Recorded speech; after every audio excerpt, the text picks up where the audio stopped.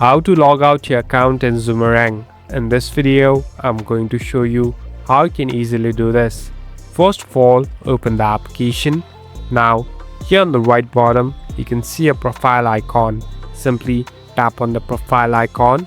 Now, here on the right top, tap on this three dot icon. Here on the bottom, tap on settings. So basically, we're in this settings interface.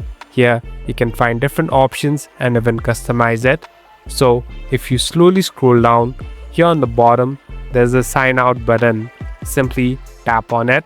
Now before doing so, make sure you have your user ID and password saved, because later you might need it.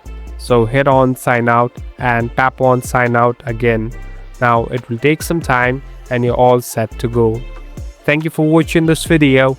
I hope this video will help you.